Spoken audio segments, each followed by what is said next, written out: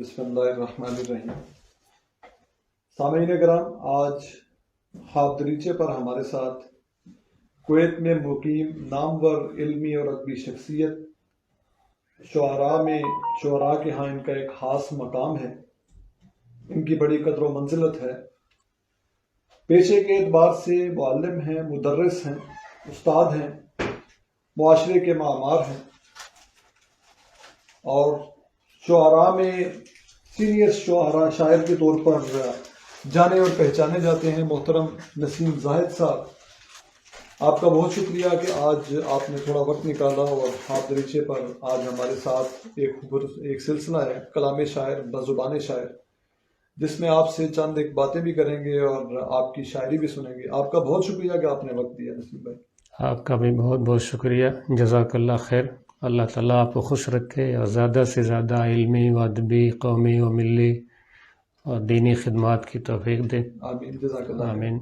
نسیم بھائی، شعر کہنا اور درس و تدریس، گو کہ دونوں شعبہ جات تو ایک ہی ہیں کہ وہ بھی کتاب اور قلم سے منسلک ہیں۔ آپ تو ماشاءاللہ ایک پیغمبرانہ پیشے کے طور پر اپنی خدمات سر انجام دے رہے ہیں، قوم کی تدریس کر رہے ہیں، درس دے رہے ہیں، تو اس میں کیسے آپ کو وقت ملتا ہے کہ آپ شعر کیسے کہتے ہیں اور کس طرح اپنے ٹائم کو مینیج کرتے ہیں؟ ایک تو یہ کہ میں لٹریچر پڑھاتا ہوں، ادب، ماشاءاللہ، اور ادب کے دو بنیادی اجزاء ہیں، نظم اور نثر۔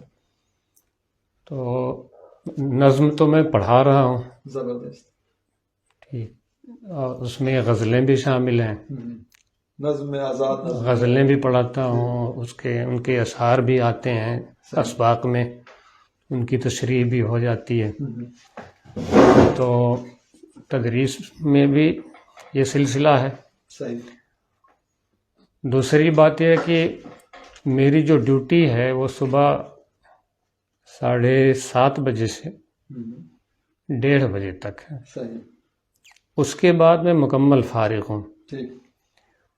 پہلے ٹیوشن پڑھایا کرتا تھا تو مصروف رہتا تھا، اب ہمارے اسکول نے ٹیوشن پہ پابندی لگا دی ہے کہ آپ اپنے ہی اسکول کے بچوں کو ٹیوشن نہیں پڑھا سکتے، تو مکمل فراغت ہوتی ہے، کوئی کام نہیں،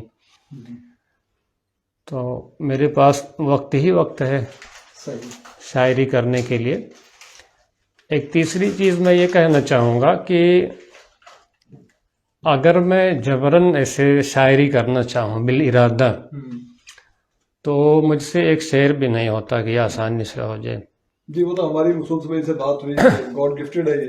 ہاں، خود سے بالارادہ کوئی بھی شعر نہیں ہوتا، باہر سے کوئی تحریک ملتی ہے، کسی شاعر کا اچھا سا شعر نظر سے گزر گیا، اس سے متاثر ہو گئے اور ہماری شعری صلاحیت جو ہے وہ پھڑپڑانے لگی،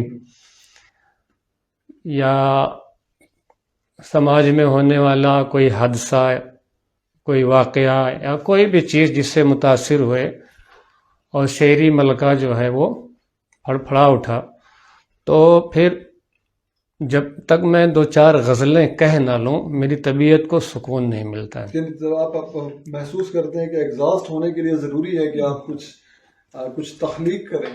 جی صحیح۔ تو پہلا شعر کب کہا اور کتنی عمر تھی؟ اور میں ایک گاؤں سے تعلق رکھتا ہوں جہاں میری ابتدائی تعلیم ایک مکتب میں ہوئی ہے، یعنی اسلامی مدرسے میں۔ جب میں 7ویں کلاس میں تھا تو اس وقت کل ہم 3 لوگ تھے 7ویں میں، جن میں سے درمیان میں 2 لڑکے چھوڑ کے چلے گئے، میں اکیلا بچا۔ تب یہ ہوا کہ اکیلا ایک بچہ ہے، اس کے لیے کیسے کلاس چلائی جائے اور کیا کیا جائے؟ تو فیصلہ یہ ہوا کہ اگرچہ اکیلا ہے اور پڑھنے میں بچہ اچھا ہے تو اس کو ہم پڑھائیں گے اکیلے ہی صحیح۔ تو اس وقت ہمارے ایک استاد تھے مولانا عبداللہ اثری صاحب، جو شاعر بھی تھے، وہ شاعری کرتے تھے، تو میرے زیادہ تر پیریڈ ان کے پاس ہوتے تھے۔ 3 پیریڈ میرے خیال سے روزانہ ان کے پاس ہوتے تھے. صحیح. اب اکیلا ہوں، پڑھا دیا تھوڑا سا جتنا پڑھانا ہے. اس کے بعد وہ خود شاعری کر رہے ہیں اور ان کی کہی ہوئی نظمیں اور ہم طلباء جو ہے وہ پڑھتے تھے انجمنوں میں، دوسرے پروگراموں میں. تو وہاں سے ایک ملکہ تو تھا ہی طبیعت میں اللہ تعالیٰ کا دیا ہوا. تو مولانا عبداللہ اثری صاحب جب شاعری کرتے تھے ان کے کہے ہوئے اشعار اور نظمیں ہم پڑھتے تھے انجمنوں میں، پروگراموں میں. تو وہاں سے تحریک ملی، وہاں سے ہمارا بھی چھپا ہوا ملکہ اجاگر ہوا کہ یار میرے اندر بھی شاعرانہ صلاحیت ہے. زمانہ طالب علمی میں آپ نے شعر کہنا شروع؟ جی، تو 7ویں کلاس میں تھا تو صرف ان سے متاثر ہوا اور یہ ہوا کہ شاعری بھی کوئی چیز ہوتی ہے. ردیف قافیہ انہوں نے مجھے سمجھا دیا تھا. لیکن گاؤں کے مکتب سے نکل کے جب میں باہر گیا 8ویں میں، وہاں میں نے ایک حمد لکھی تھی.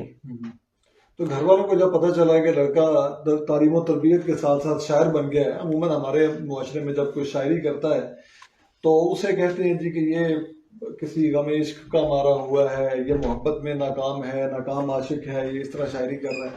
تو کیا والدین کے کیا تاثرات تھے جب ان کو پتہ چلا کہ بچہ شاعری کرنا شروع کر دیے؟ نہیں، کچھ نہیں.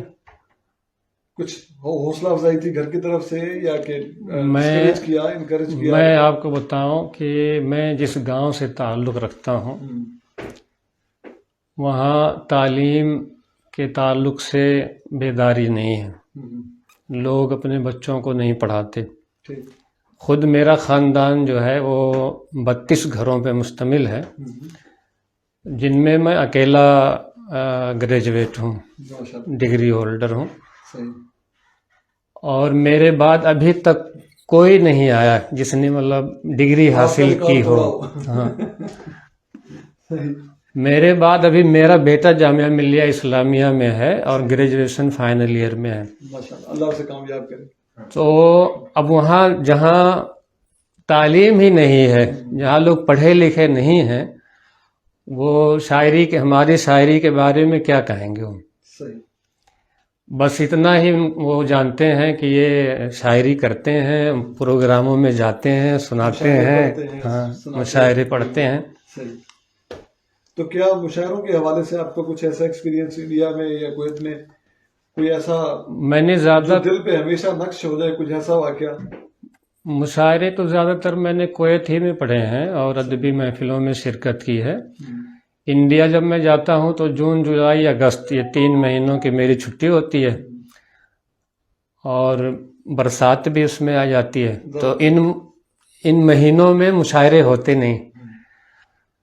تو انڈیا کے بس 2-4 مشاعرے میں نے پڑھے ہیں اور کچھ چھوٹی چھوٹی نشستوں میں شرکت کی ہے.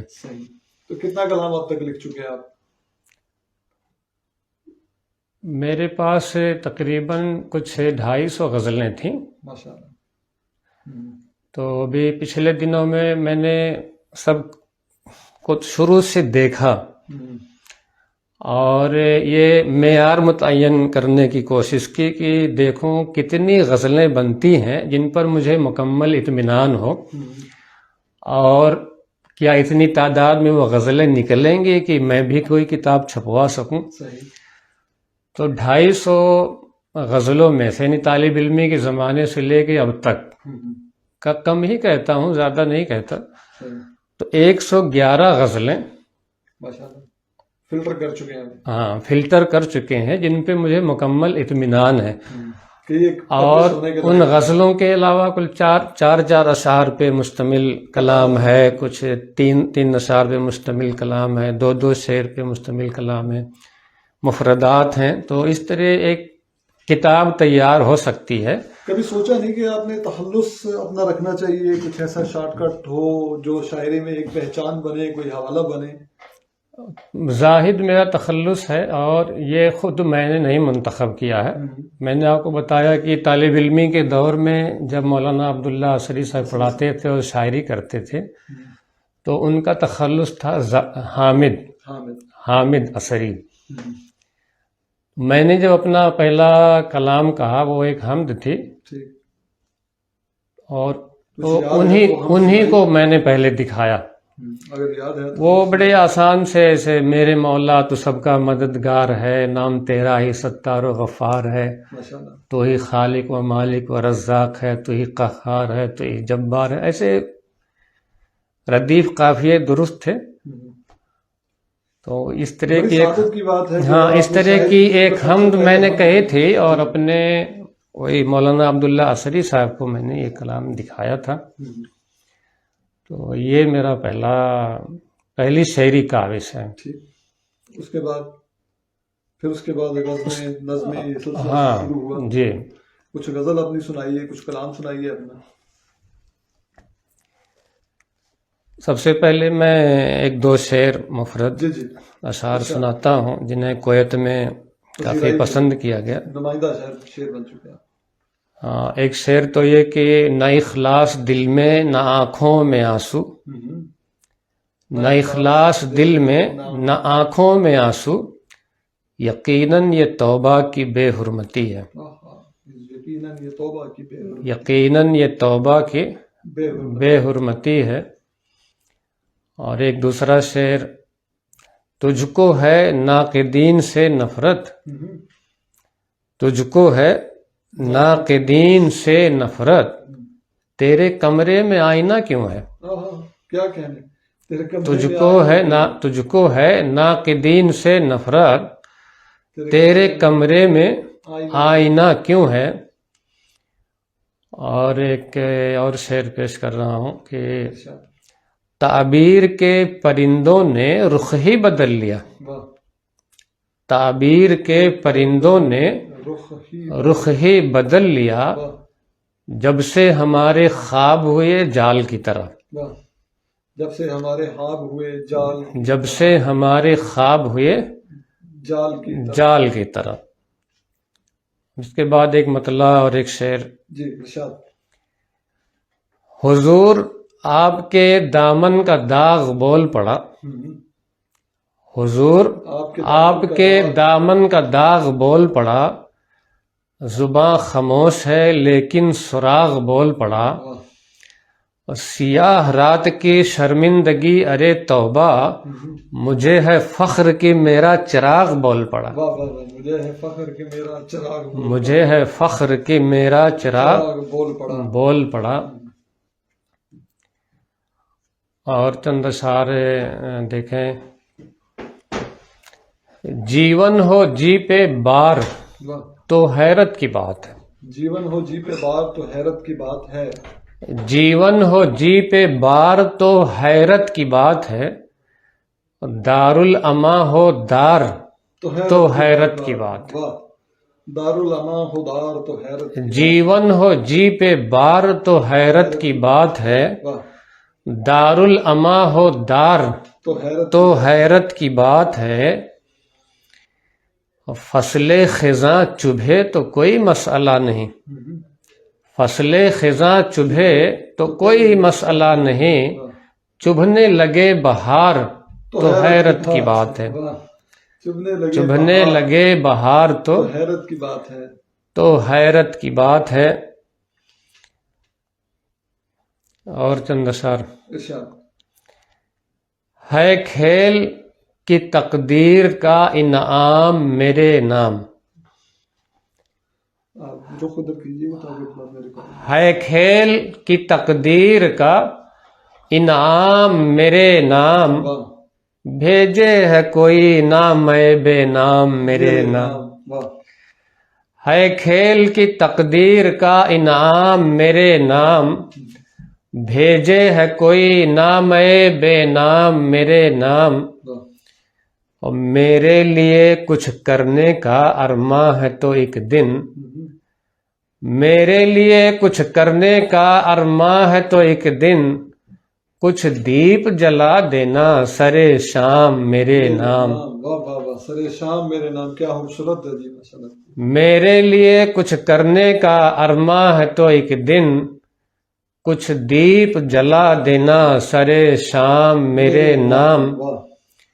اور یہ شعر دیکھیں کہ تھی راہ مسیحائی میں اعزاز کی امید، تھی راہ مسیحائی میں اعزاز کی امید، آیا ہے مگر قتل کا الزام میرے نام، واہ، آیا ہے مگر آیا ہے مگر قتل کا الزام میرے نام، اور انصاف کے میں خانے میں ہم دونوں ہیں یکساں، ایک جام تیرے نام تو ایک جام میرے نام۔ واہ واہ واہ، کیا کہنے، انصاف کے میں خانے میں ہم دونوں ہیں یکساں، واہ، ایک جام تیرے نام تو ایک جام میرے نام۔ اور سنائیں؟ جی جی ضرور، ارشاد۔ پیار ہو باد سحر کی چھیڑ خانی کی طرح، پیار ہو باد سحر کی چھیڑ ہانی کی طرح، پیار ہو باد سحر کی چھیڑ خانی کی طرح، زندگانی ایسے ہوگی زندگانی کی طرح، زندگانی ایسے ہوگی زندگانی کی طرح، پیار ہو باد سحر کی چھیڑ خانی کی طرح، زندگانی ایسے ہوگی زندگانی کی طرح، کس کلیجے سے سنبھالے رکھا ہے اپنا وجود، ماں جو ہے بیٹے کے گھر میں نوکرانی کی طرح، کیا کہنے، کس کلیجے سے سنبھالے رکھا ہے اپنا وجود، ماں جو ہے بیٹے کے گھر میں نوکرانی کی طرح، اور کارواں کے درد و غم کی ہم شکایت کیا کریں، کارواں کے درد و غم کی ہم شکایت کیا کریں، رہنما جب ہے بلائے آسمانی کی طرح، کارواں کے درد و غم کی ہم شکایت کیا کریں، رہنما جب ہے بلائے آسمانی کی طرح، حادثوں نے زیست کی ساری لطافت چھین لی، حادثوں نے زیست کی ساری لطافت چھین لی، اب نہیں اس کا تکلم گل فشانی کی طرح، اب نہیں اس کا تکلم گل فشانی کی طرح، الجھنوں کی بھیڑ میں ایسی کوئی الجھن نہیں جو کچوکے دیتی ہو نقل مکانی کی طرح، جو کچوکے دیتی ہو نقل مکانی، الجھنوں کی بھیڑ میں ایسی کوئی الجھن نہیں جو کچوکے دیتی ہو نقل مکانی کی طرح، اور بے بسی میں دل ہے ایسے جیسے فرسودہ خیال، بے بسی میں دل ہے ایسے جیسے فرسودہ خیال، جاں ہے غیرت کے منافی مہربانی کی طرح، مہربانی کی طرح، واہ واہ واہ، کیا کہنے۔ نسیم بھائی، آپ کی شاعری میں ماشاءاللہ ہمیں نظر آتے ہیں ردیف، قافیے اور قوافی کے کیا خوبصورت امتزاج ہیں، اور اوزان کے اعتبار سے، اور سارے، کیا آپ نے اسلام مولانا عبداللہ اصری کے علاوہ ان کے بعد کسی استاد سے اصلاح لی اپنے کلام کے لیے؟ اس کے بعد پڑھنے کے لیے جب میں ایک اسلامک یونیورسٹی میں گیا، جامعہ سراج العلوم بوڑھیار نام ہے، تو وہاں پہ ایک مولانا ابو العاص وحیدی صاحب تھے، ابھی بھی ابا حیات ہیں اور ایک دوسرے جامعہ میں کام کر رہے ہیں، تو وہ بڑے اچھے شاعر ہیں وہ بھی۔ تو جامعہ سراج العلوم بوڑھیار میں جب تک میں زیر تعلیم رہا، ان دنوں میں جب کچھ کہتا تھا تو ان کو میں دکھاتا تھا، اور انہوں نے ہمارا کچھ کلام اصلاح کر کے مجھے دیا، اور وہ مختلف ماہناموں میں، اخباروں میں چھپے بھی۔ تو ان سے میں نے بڑا فائدہ اٹھایا ہے طالب علمی کے دور میں، لیکن اس وقت جو ہے وہ کوئی استاد نہیں ہے جو ہو چکے ہیں، بڑا خوبصورت آپ کا کلام ہے، بڑا پختہ آپ کی فکر بڑی پختہ ہے۔ اچھا، جس جامعہ سراج العلوم بوڑھیار کی میں بات کر رہا ہوں کہ وہاں ابو العاص وحیدی صاحب تھے، ان سے متاثر ہوئے، ان سے اصلاح لیے، اکثر دینی مزاج کا کلام ہوتا تھا، ظاہر بات ہے وہ اسلامی جامعہ ہے، ہم وہاں لب و رخسار کی بات تو نہیں کر سکتے تھے، تو دینی مزاج کی شاعری ہوتی تھی۔ لب و رخسار کو داخل کیا شاعری میں آپ نے؟ کم ہی سنا میں نے آپ کا ایسا کلام کہ جس میں آپ نے نہیں، کہتا تھا میں، کہتا تھا لیکن سناتا نہیں تھا کسی کو، لکھ لیتا تھا. لکھ کے چھپا کے رکھتے. کویت آ کے وہ میدان مجھے ملا جہاں کھل کے میں سنا بھی سکا اور کھل کے کہہ بھی سکا. صحیح. تو میں جامعہ کی بات کر رہا تھا کہ میں وہاں پڑھا بھی، اور پڑھنے کے بعد وہاں پہ کئی سال میں نے پڑھایا بھی. ماشاءاللہ. عربی لٹریچر اور علم البلاغت اور عروض وغیرہ میں وہاں پڑھاتا رہا. اس شعری سفر میں کبھی جمود کا شکار ہوئے؟ کبھی کچھ ایسی کیفیت آئی کہ جب آپ چاہ کر بھی کچھ نہ کہہ پا رہے ہو؟ زیادہ سے زیادہ 2-3 مہینے. اور عموماً جس وقت یہ شعراء کے اوپر یہ جمودی کیفیت طاری ہوتی ہے تو وہ پھر اس کے بعد مطالعہ ترک کرتے ہیں، فطرت کے قریب ہوتے ہیں. کیا کچھ ایسا معاملہ ہے؟ بہت لمبا جمود تو کبھی نہیں آیا، زیادہ سے زیادہ 2 مہینے 3 مہینے، اس کے آگے کبھی نہیں پڑا. اور اکثر جو ہے وہ شعری طبیعت جو ہے وہ جاگتی ہے اور شعر کہنے پہ اکساتی ہے، آمادہ کرتی ہے، اور جب تک کچھ نہ کچھ کہہ نہ لوں سکون نہیں ملتا. شعراء میں پسندیدہ شاعر کون ہے؟ کسے آپ آئیڈیلائز کرتے ہیں کہ یار یہ بہت اچھا شاعر ہے؟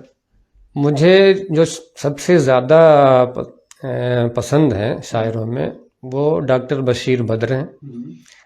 اس کی ایک خاص وجہ ہے. خاص وجہ یہ ہے کہ جب میں جامعہ سراج العلوم بوڑھیار میں علم البلاغت پڑھاتا تھا، البلاغت الواضحہ کے نام سے عربی کتاب ہے اور مصر کی چھپی ہوئی ہے، رائٹر 2 ہیں اور دونوں مصری ہیں. تو چونکہ اردو شاعری سے مجھے دلچسپی تھی تو میں نے خود اپنے اوپر اپنے لیے یہ التزام کیا اور بچوں سے بھی میں نے گفتگو کی کہ بچوں اگر آپ پڑھنا چاہو تو ہر قاعدے کے ساتھ میں جتنے بھی قواعد آئیں گے، عربی اشعار تو موجود ہیں کتاب میں، تو کیوں نہ ہم ساتھ میں اردو شاعری کا بھی مزہ لے لیں.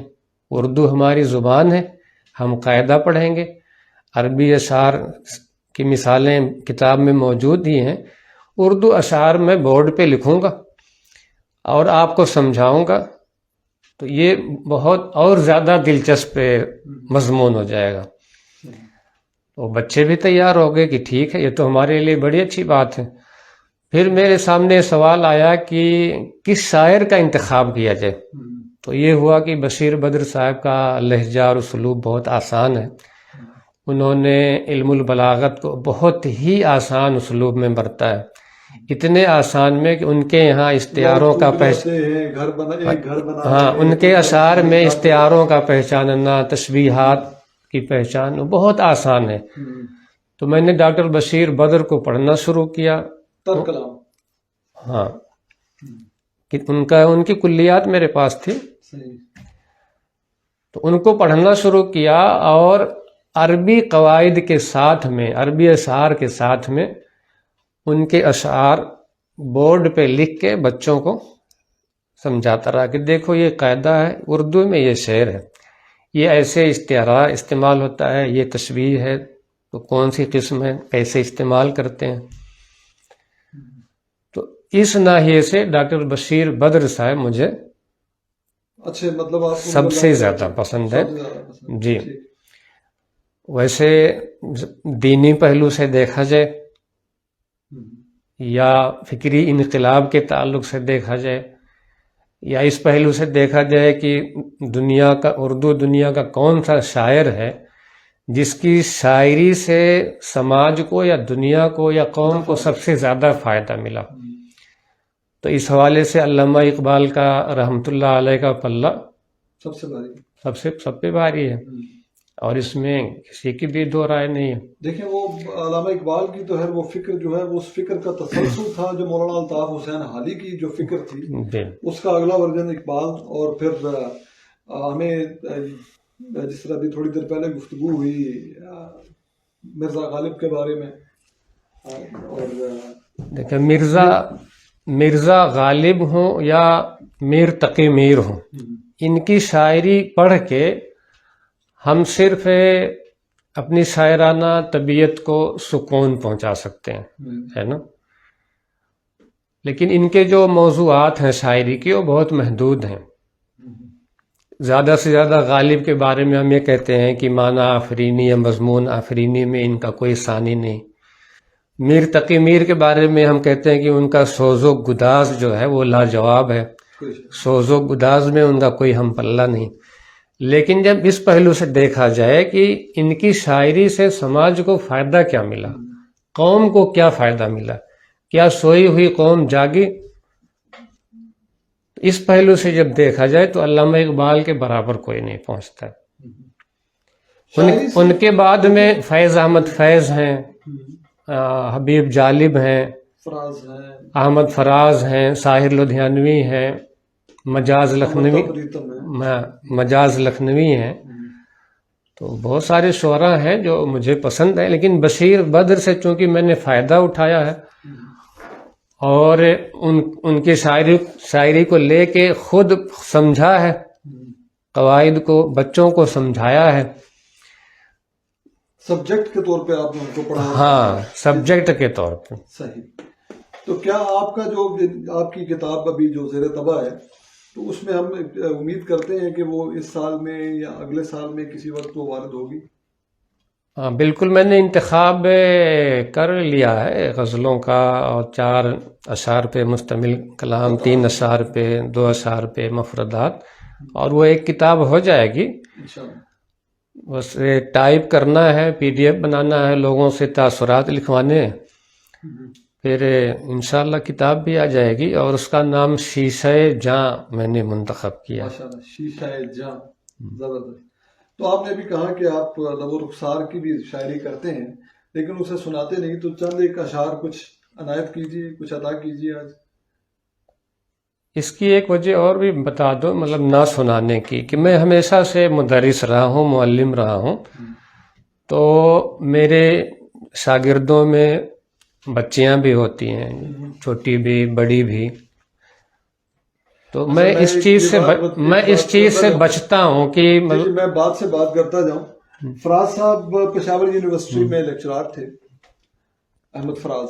وہ بھی درس و تدریس کے شعبے سے وابستہ تھے، لیکن ان کا کلام ہم دیکھتے ہیں تو سنا ہے لوگ اسے آنکھ بھر کے دیکھتے ہیں. وہ اردو کے پروفیسر تھے. میں یہاں کویت گورنمنٹ کی طرف سے اسلامک اسٹڈیز کا مدرس ہوں، میرے پاس اس کا لائسنس ہے. ٹھیک ہے، تو اب سناتے ہوئے یہ ہوتا ہے کہ کوئی بھی اور کلام سنائیے.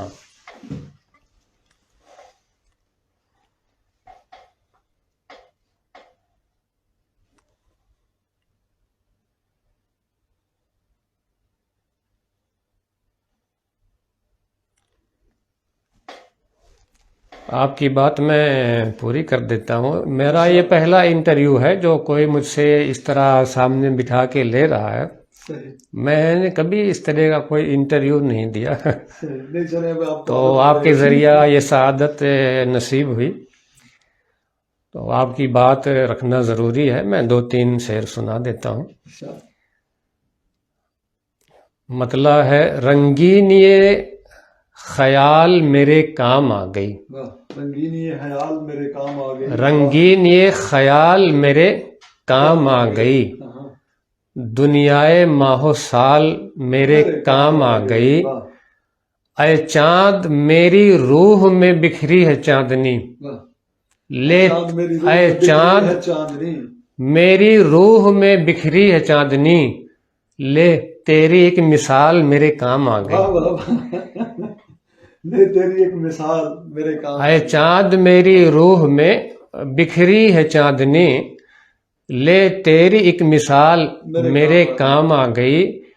اور اس کی حسین باہوں کی تشبیہ کے لیے، اس کی حسین باہوں کی تشبیہ کے لیے پھولوں کی ایک ڈال میرے کام آ گئی. پھولوں کی ایک ڈال میرے کام آ گئی. پھولوں کی ایک ڈال میرے کام آ گئی. اچھا، یہ ڈال اردو والی ہے؟ ہاں، اردو والی ڈال، ڈول نہیں، ڈالی، شاخ. جی، شاخ. پھولوں کی ایک ڈال میرے کام آ گئی. یہ میرا سینس آف ہیومر ہے کہ جو میں جی ایک شعر اور سنا دیتا ہوں.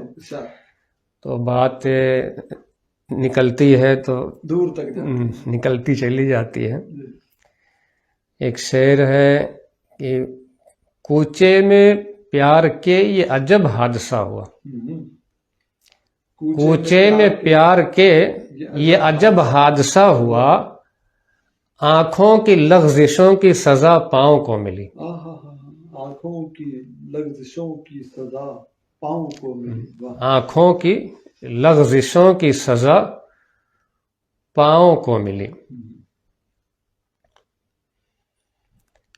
और एक बार ऐसा हुआ कि मैं बम्बई गया हुआ था ऐसे सैर व तफरीह के लिए, तो मेरा एक हम जमात मिल गया। उसने कहा, नसीम सुना है शायरी में लगे हुए हो और बहुत शेर कहते हो। और उड़ते उड़ते खबर पहुंची है और लोग बड़ी तारीफें कर रहे थे। तो हम दोनों बैठे थे, सामने बिल्डिंग थी, बिल्डिंग के खिड़की पे वो चांद रोशन था। तो उस मेरे दोस्त ने कहा कि अगर आप शायर हो और कह सकते हो तो ये खिड़की पे जो चांद चमक रहा है इस पे कोई शेर कह दो, अभी कहो। वो दोस्ती कुछ ऐसा था, ये लंगोटिया यार था। तो बर्जस्ता हो भी गया। मैंने कहा, पिला दे जाम जरा अपनी मस्त आंखों का, कभी कदम न रखूंगा शराब खाने में। वाह, पिला दे जाम अपनी मस्त। ये तकरीबन 20 साल पुराना शेर है। पिला दे जाम जरा अपनी मस्त आंखों का, कभी कदम न रखूंगा शराब खाने में। बहुत शुक्रिया रसीम भाई, आपने हमें वक्त दिया और उम्मीद है कि हम आपसे इक्तसाब फैज़ के लिए दोबारा हाजिर होंगे। और आपका बहुत शुक्रिया कि आपने टाइम दिया। अपनी कोई एक गज़ल सुनाइए इस प्रोग्राम के अख्ताम में, और इस प्रोग्राम का अख्ताम जो है वो नसीम भाई की गज़ल से ही करेंगे। सामीन, आपका बहुत शुक्रिया, आपने हमें ज्वाइन किया और नसीम जाहिद साहब का इंटरव्यू और उनका कलाम आपने आज समाअत फरमाया। मसूद हसाद साहब की रिकॉर्डिंग हमारी कुछ तकनीकी खराबी की वजह से अभी तक मंजर आम पर नहीं आ सकी। थोड़ी देर के बाद इंशाअल्लाह ताला मसूद हसाद साहब हस्बे वादा आपके सामने होंगे। बहुत शुक्रिया। आखिरी एक गज़ल मतला है, मुझसा दीवाना निकल पड़ता है चल पड़ता है। मुझसा दीवाना निकल पड़ता है चल पड़ता है।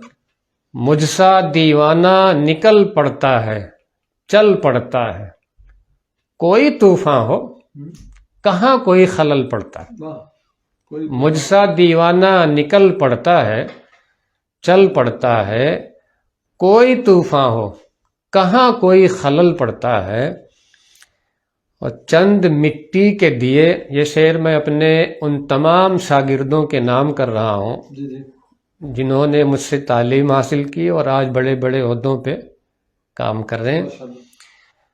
उन्हीं के लिए मैंने ये शेर कहा है, चंद मिट्टी के दिए ऐसे जलाए मैंने, चंद मिट्टी के दिए ऐसे जलाए मैंने, जिनसे महताब की पेशानी पे बल पड़ता है। चंद मिट्टी के दिए ऐसे जलाए मैंने, जिनसे महताब की पेशानी पे बल पड़ता है। जिंदगी तेरे मुसाफिर को है इतनी सी खबर, जिंदगी तेरे मुसाफिर को है इतनी सी खबर, रास्ते में कहीं सहराए अजल पड़ता है। रास्ते में कहीं सहराए अजल पड़ता है। और इसके बाद वाला शेर तो आप वही प्यार और इश्क से ताल्लुक़ रखता है। आज मैं राहे मोहब्बत में वहां पहुंचा हूँ। आज मैं राहे मोहब्बत में वहां पहुंचा हूँ। आज मैं राहे मोहब्बत में वहां पहुंचा हूँ, कुछ मसाफत पे जहां ताज महल पड़ता है। क्या कहने, कुछ मुसाफिर पे जहां ताज महल पड़ता है। आज मैं राहे मोहब्बत में वहां पहुंचा हूँ, कुछ मसाफत पे जहां ताज महल पड़ता है। और जहन के चरख पे यादें हैं सितारों की तरह, ذہن کے چرخ پہ یادیں ہیں ستاروں کی طرح، یہ نہ چمکیں تو کہاں روح کو کل پڑتا ہے. کیا کہیں. بہت بہت شکریہ فیصل بھائی، جزاک اللہ خیر. شکریہ. السلام علیکم ورحمۃ اللہ. اللہ تعالیٰ سلامت رکھے. جزاک اللہ.